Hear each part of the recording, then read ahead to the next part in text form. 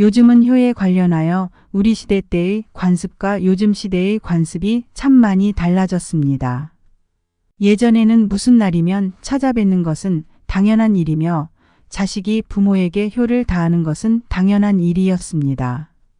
명절뿐만 아니라 경조사 모든 일에 참석하며 매일같이 전화드리고 사는 삶이 일상이었지요. 그러나 요즘은 시대가 많이 변한 것 같습니다. 요즘 젊은 청년들의 생각은 많이 바뀌었으며 우리 시대 또한 과거의 힘든 것을 물려주고 싶어 하지 않습니다.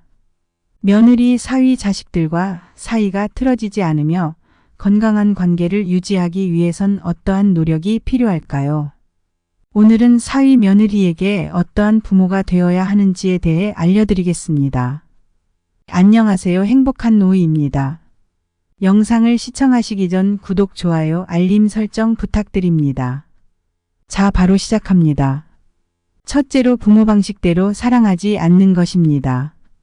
내 아들을 위해 반찬을 만들어 신혼집에 가져다 주는 것, 내 멋대로 구매한 그릇이나 살림을 선물하는 것 등 나의 방식으로 사랑해서는 안 됩니다.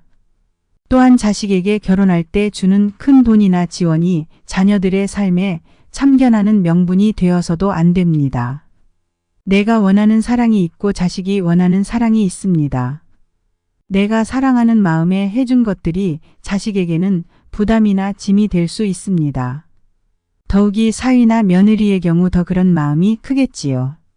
내가 주고 싶은 사랑은 나의 욕심과 나의 만족이지 나의 자식들이 원하는 것이 아닙니다. 그러므로 진정으로 나의 자녀와 며느리, 사위를 사랑한다면 그들이 원하는 것을 들어주는 것이 좋습니다. 내가 원하는 대로만 한다면 부담으로 다가와 관계가 멀어질 것입니다. 두 번째로 상호 존중과 이해를 바탕으로 대해야 합니다. 이것은 어떠한 가족 관계에서도 중요한 부분입니다. 동시대 때의 사람들끼리도 의견이 다 다른데 다른 시대를 살아온 사람들이 만나면 의견이 더더욱 다를 것입니다.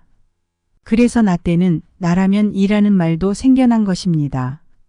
나와 자녀들의 생각이 다른 것을 인지하고 서로를 존중해주는 말로 이해해야 합니다.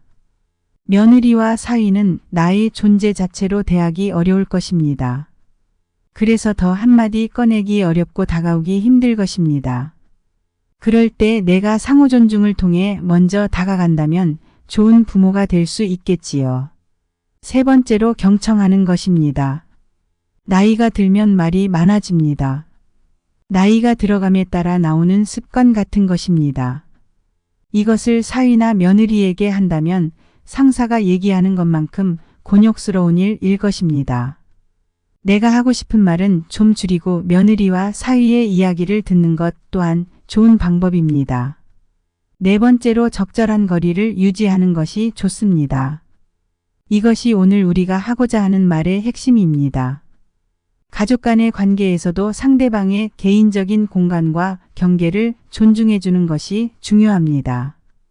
그러니 내 자녀여도 내 며느리, 사위여도 모든 것을 다 알려고 하지 않고 존중해 주는 것이 중요합니다. 연락 없이 집에 찾아가는 것과 불쑥불쑥 전화하는 것은 불편한 행동일 수 있습니다. 내가 친해지고자 하는 행동이 그들에게는 불편함으로 다가올 수 있습니다. 우리가 다리를 묶어 함께 달리는 게임을 할 때 둘이 너무 붙어 있으면 달리기 힘들어집니다. 그러나 둘이 떨어져 있고 적당한 거리를 유지한다면 달리기 훨씬 수월할 것입니다. 이처럼 관계를 원만하게 유지하기 위해서는 적절한 거리를 유지하는 것이 중요합니다. 그들의 프라이버시를 존중해 주는 것이 슬기로운 부모의 모습입니다. 네 번째로 관습을 강요하지 않는 것입니다. 이제 며느리가 들어왔으니 제사나 명절에는 며느리가 해야지 라던가 결혼하였으니 이제 아침 저녁으로 문안 인사로 전화를 해야 한다던지 내가 예전에 받았던 관습이나 악습을 후시대에게 물려주지 않는 것입니다. 내가 그것을 받았을 때의 힘들었던 시절을 떠올려 보십시오. 그것 때문에 나도 모르게 시어머니를 미워하고 있지는 않으신가요? 나도 그런 시어머니가 되지는 말아야 할 것입니다. 5번째로 바라지 않는 것입니다. 요즘 새로 떠오르는 말로 셀프효도라는 말이 있습니다. 며느리나 사위가 대신 효도하는 것이 아닌 각자의 부모에게 스스로 효도해야 한다는 말입니다. 오죽하면 이런 말이 생겨났을까요? 며느리가 들어왔으니 이제는 며느리에게 생일상 받아보겠구나. 사위가 들어왔으니 이제 힘든 일이 있으면 사위를 불러야겠구나 하는 바라는 말들로 인해 이들 부부간의 갈등이 발생하게 되고 그런 것을 막고자 셀프효도라는 말이 생겨났습니다. 과거에는 며느리나 사위가 이렇게 하는 것이 흔한 일이었으며 당연한 일이라고 여겨져 나도 모르게 몸에 배어있는 습관 같은 것입니다. 그러나 이제 이런 악습을 끊어내야 할 때입니다. 며느리와 사위는 나의 자식이 아닙니다. 며느리나 사위도 남의 집 귀한 자식들입니다. 이것을 항상 유념하시어 손님이라고 생각하고 대해야 합니다. 이 사실을 명확히 인지하고 있어야 나도 모르게 바라고자 하는 마음이 튀어나오지 않을 것입니다.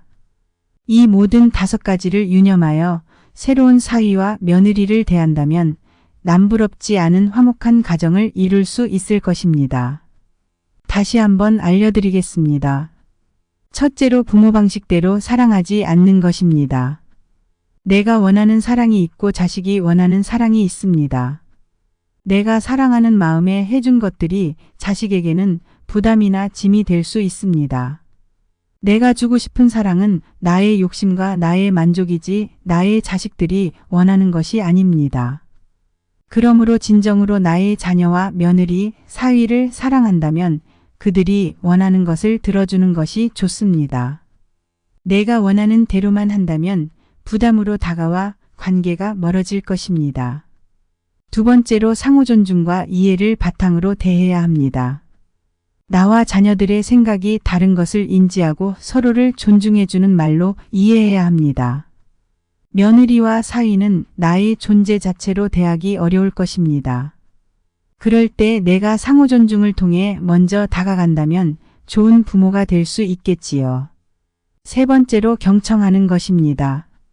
내가 하고 싶은 말은 좀 줄이고 며느리와 사위의 이야기를 듣는 것 또한 좋은 방법입니다. 4번째로 적절한 거리를 유지하는 것이 좋습니다. 가족 간의 관계에서도 상대방의 개인적인 공간과 경계를 존중해 주는 것이 중요합니다. 그러니 내 자녀여도 내 며느리, 사위여도 모든 것을 다 알려고 하지 않고 존중해 주는 것이 중요합니다. 관계를 원만하게 유지하기 위해서는 적절한 거리를 유지하는 것이 중요합니다. 그들의 프라이버시를 존중해 주는 것이 슬기로운 부모의 모습입니다. 4번째로 관습을 강요하지 않는 것입니다. 내가 예전에 받았던 관습이나 악습을 후시대에게 물려주지 않는 것입니다. 내가 그것을 받았을 때의 힘들었던 시절을 떠올려 보십시오. 그것 때문에 나도 모르게 시어머니를 미워하고 있지는 않으신가요? 나도 그런 시어머니가 되지는 말아야 할 것입니다. 5번째로 바라지 않는 것입니다. 요즘 새로 떠오르는 말로 셀프효도라는 말이 있습니다. 며느리나 사위가 대신 효도하는 것이 아닌 각자의 부모에게 스스로 효도해야 한다는 말입니다. 오죽하면 이런 말이 생겨났을까요? 이제 이런 악습을 끊어내야 할 때입니다. 며느리와 사위는 나의 자식이 아닙니다. 며느리나 사위도 남의 집 귀한 자식들입니다. 이것을 항상 유념하시어 손님이라고 생각하고 대해야 합니다. 이 사실을 명확히 인지하고 있어야 나도 모르게 바라고자 하는 마음이 튀어나오지 않을 것입니다. 이 모든 5가지를 유념하여 새로운 사위와 며느리를 대한다면 남부럽지 않은 화목한 가정을 이룰 수 있을 것입니다. 요즘은 딱 직계 가족끼리만 연락하고 지내는 사회가 되어버렸습니다. 이런 사회일수록 가족 간의 관계를 건강하게 유지하여야 하는 것이 중요합니다. 나의 자녀가 소중하다면 이것들을 모두 지켜 새로운 가족을 불편함 없이 맞이해 주어야 합니다. 고부 갈등 없는 원만한 가족관계 이루시기를 바랍니다.